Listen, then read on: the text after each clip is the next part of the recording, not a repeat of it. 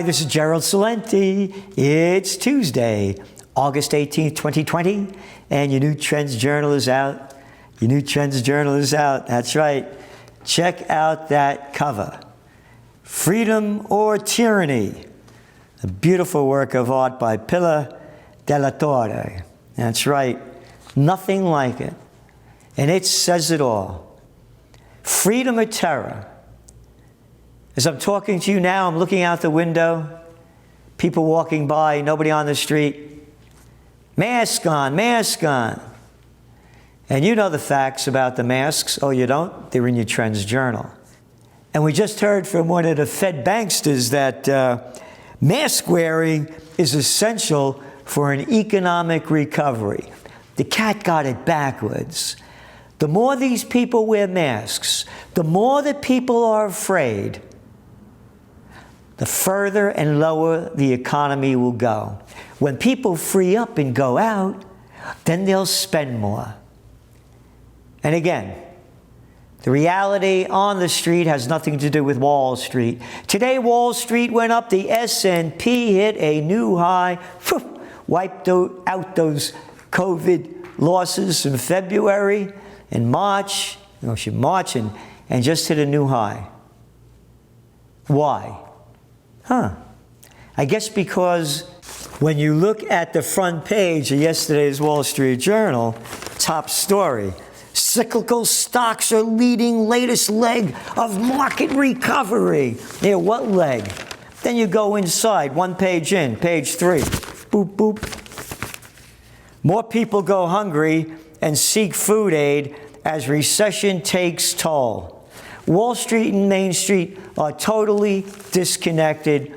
It's one big fake freak show, and all the facts are there, written in black and white by Gregory Mannarino. Financial Frankenstein 2.0. Yeah, that's in your Trends Journal. What's going on around the world?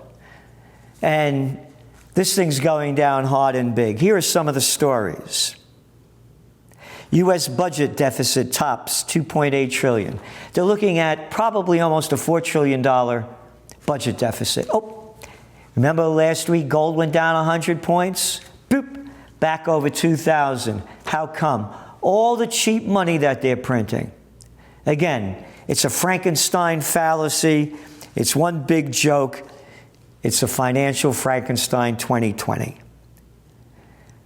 How the middle class is shrinking. Oh, again, the middle class is shrinking, but they just came out with a new study. 12 billionaires in America, yep, 12, just made $1 trillion more to put in their pockets. $1 trillion more since they began locking down the economy, while more people go hungry and seek food aid as recession takes toll. And what happened in the United States last week, and what's going on in other places around the world? Riots, protests, it's going to continue to escalate. And that's why we also have in the Trends Journal some survivalism and close combat words and tips, ideas and methods by Bradley Steiner, one of the top close combat survivalists in the United States, because things are going to get ugly. They're going down hard and fast. Another story, newspapers send journalists home. There's no more feet on the beat. One time they used to have bureaus all over, even in state governments, and they'd cover what was going on in cities and national capitals. Gone, for the most part. We're not getting any real news. You have to really hunt for it. And none of them say what's going on, what it means, and what's next. We do in the Trends Journal, and we have a lot of global economic trends that you want to see. And again, some of the other stories, mask madness continues. Lockdown and more locking down. They're locking down more and more, and all they're doing is coming up with COVID cases. Oh, by the way, our King Cuomo over here in New York, he was bragging about it yesterday.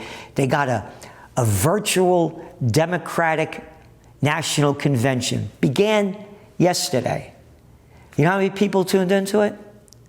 A little over about 5.5 million people. 5.5 million people. You got to be 18 years old to vote in America? There are about 200 million people.